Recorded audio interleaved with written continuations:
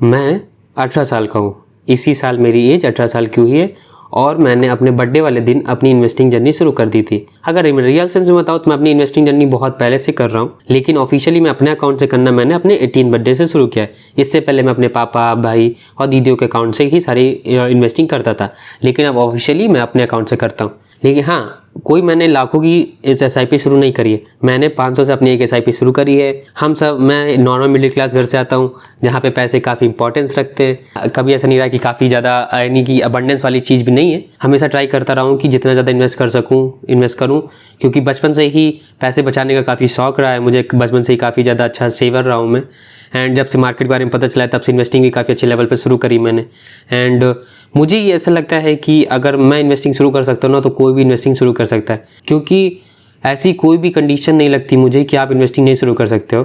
क्योंकि अगर आप बेसिक्स, मैं अभी कॉलेज गोइंग स्टूडेंट हूँ, तो अभी मेरी कोई सैलरी नहीं है, कुछ मैं अभी कोई भी बिजनेस नहीं है मेरे पास।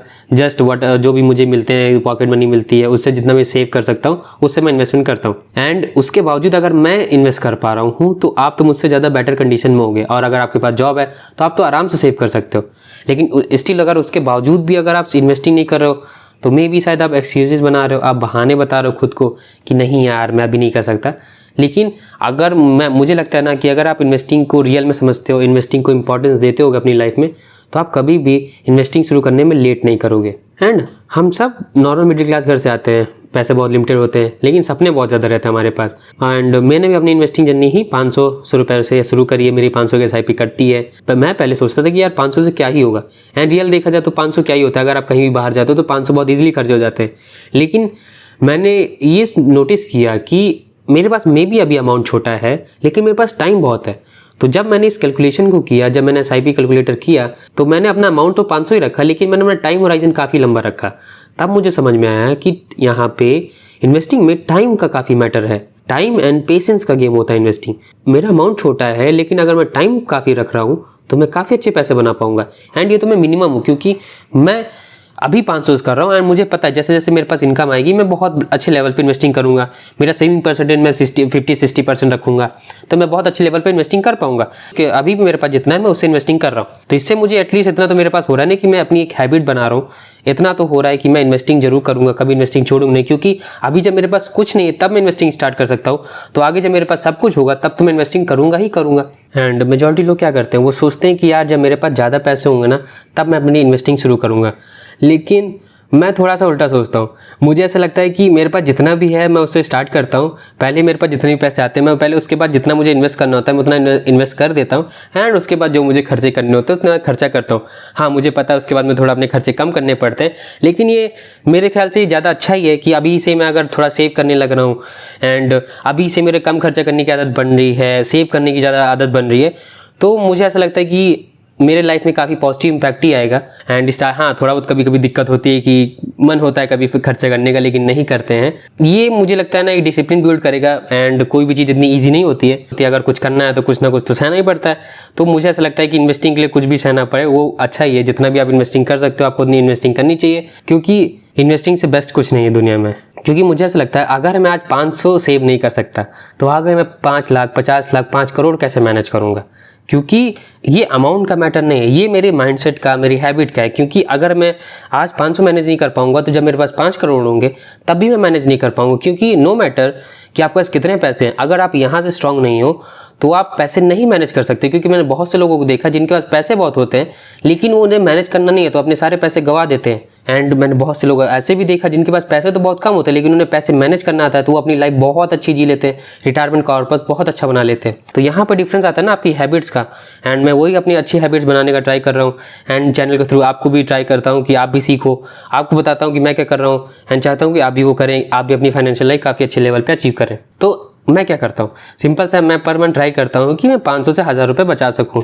एंड मैं ये नहीं बोला कि SIP करता हूँ, मेरा ऐसा है कि मैं कभी होता है तो कभी SIP कर लेता हूँ। SIP में ऐसा नहीं है कि मैंने स्पेसिफिक डेट फिक्स कर रखी है, मैं इतने लेवल पे डिसिप्लिन हूँ कि मैं अपने फिजिकली मैं SIP कर लेता हूँ। तो मैं जब भी मुझे लगता है तब मैं SIP करता हूँ।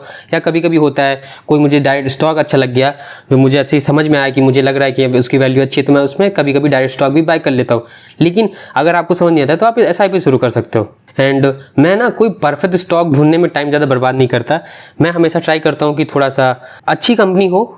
मैं ज़्यादा से ज़्यादा मैं स्मॉल कैप और मिड कैप में इन्वेस्टमेंट ही करता हूँ, क्योंकि मेरी एज बहुत छोटी है तो मैं रिस्क ले सकता हूँ। एंड अभी खोने के लिए ज़्यादा कुछ है भी नहीं, अभी मेरा लर्निंग फेज चल रहा है, तो मैं जितना ज़्यादा लर्न कर सकता हूँ उतना ट्राई करता हूँ कि जितना ज़्यादा सीख सकूँ उतना सीखता हूँ मार्केट से, क्योंकि मार्केट हर दिन कुछ ना कुछ सिखाती रहती है। मार्केट में जितना आप रहते हो उतना आपको समझ में आता है कि मार्केट कितनी ज़्यादा अनसर्टेन है। आप जितना भी अगर मार्केट को आप जितना पढ़ लो, लेकिन आप कभी नेक्स्ट डे का प्रेडिक्ट नहीं कर सकते कि मार्केट ऊपर खुलेगी कि नीचे खुलेगी। तो यही मार्केट की ब्यूटी है। एंड मैं इसीलिए ना थोड़ा सा एग्रेसिव खेलता हूँ अभी, क्योंकि मुझे ऐसा लगता है अगर आप यंग हो, आपके पास टाइम बहुत है, एंड अभी अगर आपका पोर्टफोलियो का साइज छोटा है तो आप रिस्क ले सकते हो। एंड अगर आप मेरी एज के हो, अगर आप 25 से नीचे हो, तो आपको आराम से स्मॉल कैप, मिड कैप या थोड़ा सा आप रिस्की बेट कर सकते हो। मुझे ऐसा लगता है कि करनी चाहिए, क्योंकि जब आप रिस्की बेट करते हो ना तो आप काफ़ी कुछ सीखते हो। क्योंकि एक स्मॉल कैप इन्वेस्टमेंट करने के लिए आपको इतनी ज़्यादा स्टडी लगेगी कि आपका दिमाग थोड़ा सा हिलने लगेगा। आप सोचोगे यार इतना कैसे क्यों पढ़ना पड़ रहा मुझे एक स्टॉक में इन्वेस्टमेंट करने के लिए। लेकिन होता है क्योंकि जो स्मॉल कैप स्टॉक्स होते हैं उनकी इन्फॉर्मेशन मार्केट में बहुत कम होती है।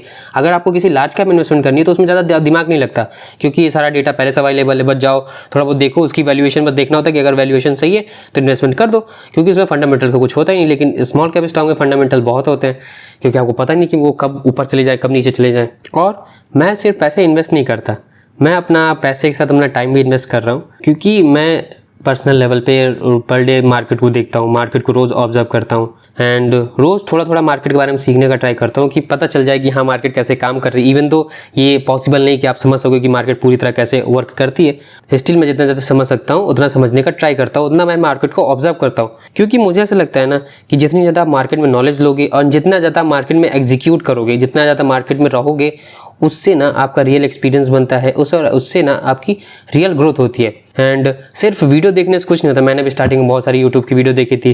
जितने भी क्रिएटर होते हैं सब अपनी अपनी चीज़ें बताते हैं, कोई भी स्पेसिफिक नहीं बताता, लेकिन मेरा कुछ ऐसा नहीं है। मुझे लगता है कि आपको ना इतनी वीडियो देखने की जरूरत नहीं है, आप एक दो वीडियो देखो, लेकिन जो भी उससे सीखो उसको इम्प्लीमेंट करने का ज़्यादा ट्राई करो। उससे आप ज़्यादा पैसे बनाओगे रहता है कि आपने 100 वीडियो रोज़ देख रहे हो। क्योंकि वीडियो देखने से पैसा नहीं बनता है, पैसा मार्केट में एक्शन लेने से बनता है, मार्केट में बाई करने से बनता है, मार्केट को समझने से पैसा बनता है।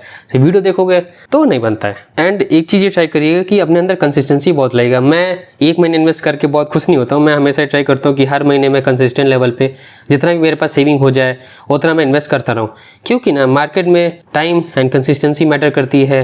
अमाउंट मैंने पहले ही बताया कि अमाउंट मैटर नहीं करता, लेकिन आपको मार्केट में लगातार कंसिस्टेंट वे में इन्वेस्टमेंट करते ही रहना होगा। क्यों? क्योंकि मार्केट ना कंसिस्टेंसी को ही रिवॉर्ड करती है। क्योंकि नहीं पता, आप कभी मार्केट का बॉटम प्रेडिक्ट नहीं कर सकते, तो आप ये नहीं कह सकते ना कि जब मार्केट एकदम स्ट्रीम बॉटम बनाएगी तब मैं पैसे इन्वेस्ट करूंगा, क्योंकि स्ट्रीम बॉटम ना कोई भी प्रेडिक्ट नहीं कर सकता। एंड जो कहते हैं जो प्रेडिक्ट कर सकते हैं वो झूठ बोलते हैं, क्योंकि मार्केट एक ऐसा गेम ही है ना कि 99% लोगों को नहीं पता कि मार्केट कैसे वर्क करती है। एंड मुझे भी नहीं पता मार्केट कैसे वर्क करती है, बस मैं ट्राई करता हूँ कि जान सकूँ मार्केट किस वे में बिहेव करेगी, उस वे में मैं बेट लेता हूँ। अभी छोटा हूँ, अभी मेरा पोर्टफोलियो साइज छोटा, तो मैं ज़्यादा रिस्क लेने का ट्राई करता हूँ, क्योंकि जितना रिस्क लूँगा उतना ज़्यादा सीखता हूँ। एंड एक चीज़ सच बताता हूँ, मैं इन्वेस्टिंग इसलिए नहीं कर रहा कि मेरे पास बहुत पैसे हैं एंड मेरे पास बहुत नॉलेज है। मेरा इन्वेस्टिंग करने का मेन रीज़न मेरा ये है कि मुझे वेल्थ क्रिएशन करना है। एंड मैं अपने परिवार में सबसे पहला हूँ जो कि इन्वेस्टिंग में हूँ। इससे पहले मेरे पूरे फैमिली, पूरे खानदान में कोई भी नहीं इन्वेस्टिंग के लिए, लेकिन मैं पहली जनरेशन हूँ जो कि मार्केट में इतना ज़्यादा एक्टिव है। मुझे ऐसा लगता है कि ना कि अगर आपको अपने परिवार की लाइफ चेंज करनी है तो आपको स्टॉक मार्केट में तो जरूर आना चाहिए एंड एक सेफ वे में खेलना चाहिए। मैं मानता हूँ कि आपको ज़्यादा इतना भी रिस्क नहीं लेना चाहिए। अगर आपकी एज थोड़ा सा ज़्यादा है तो आपको उतना रिस्क लेने की जरूरत नहीं है, लेकिन अगर आप टोटली मार्केट से दूर रहते हो तो ये सबसे बड़ा ब्लंडर करोगे अपनी लाइफ में, क्योंकि मार्केट में दूर नहीं रहना है। इंडिया की ग्रोथ में पार्ट बनना है ना। जब पता है कि इंडिया इतनी वर्ल्ड की सबसे फास्टेस्ट ग्रोइंग इकोनॉमी है तो उसका पार्ट बनो ना। जब आप इन्वेस्टमेंट करते हो तो आप इंडिया की ग्रोथ का पार्ट बनते हो। अगर आपको ये भरोसा है कि इंडिया ग्रोथ करेगा तो स्टॉक मार्केट तो ग्रोथ करने ही वाला है, क्योंकि इंडिया ग्रो करने के लिए क्या उसकी जो उसके अंदर कंपनीज उन्हें ग्रो करना होगा। और स्टॉक मार्केट में आप क्या करते हो, आप जो कंपनीज होती है उनको पैसा देते हो, उनके शेयर्स खरीदते हो एंड उस पैसे से कंपनी अपने आप को एक्सपैंड करती है एंड अपने आप को ग्रो करती है। एंड जब कंपनी अपने आप को ग्रो करेगी तो अपना देश तो ग्रो होगा ही, एंड अपना देश ग्रो होता है तो ओवरऑल आपको फायदा ही होगा। अगर आप अपने फैमिली के लिए कोई एक अच्छी सी बेटर लाइफ चाहते हो ना तो मार्केट में इन्वेस्टमेंट करिएगा। मैं एक बार नहीं, मैं 50 बार बोल रहा हूँ कि मार्केट में इन्वेस्टमेंट बहुत ज़रूरी होती है। मार्केट से पूरी तरह दूर नहीं रहिएगा कभी भी। एंड मैं 18 साल का हूँ, अगर मैं स्टार्ट कर सकता हूँ, मेरे पास ज़्यादा पैसे नहीं रहते बट स्टिल मैं कर रहा हूँ, तो आप ज़रूर कर सकते हो। कोई परफेक्ट टाइम का वेट मत करिए, कोई परफेक्ट अमाउंट का वेट मत करिए, क्योंकि ना कोई परफेक्ट टाइम होता है, ना कोई परफेक्ट अमाउंट होता है। वो जो भी कुछ होता है वो अभी होता है। अगर आपने इस वीडियो को यहाँ तक देख रहे हो तो मुझे पता है कि आप काफ़ी ज़्यादा इंटरेस्टेड हो। तो आप एक काम करिएगा, आज से ही अपनी इन्वेस्टिंग जर्नी शुरू करिएगा। अगर कुछ भी आपको बेसिक भी नहीं पता तो आप मुझसे कमेंट पूछिए, मैं जितना ज़्यादा आपकी हेल्प कर सकता हूँ उतनी ज़्यादा अपने लेवल पे हेल्प करूँगा। मैं कोई भी चीज़ प्रमोट करने नहीं आया, कोई भी कोर्स सेल करने नहीं आया, तो मैं आपको एज अ फैमिली मेम्बर अपना जो भी मैं आपको बता सकता हूँ, जितनी हेल्प कर सकता हूँ वो मैं करूँगा, क्योंकि मेरा कोई पर्सनल मोटिव नहीं है। मैं वीडियो भी इसलिए बनाता हूँ कि बस अपनी जर्नी रिकॉर्ड कर सकूँ, और कोई मेरा यहाँ पे सेकंड मोटिव नहीं है। तो अगर आपको कुछ भी डाउट हो स्टॉक मार्केट इन्वेस्टिंग से तो आप मुझसे कमेंट में पूछ सकते हैं। तो आज की वीडियो यहीं तक। थोड़ा सा भी लगा अगर मैंने वीडियो में थोड़ी सी वैल्यू डिलीवर करी है, कुछ आपको सिखाया है, तो वीडियो को लाइक करिएगा।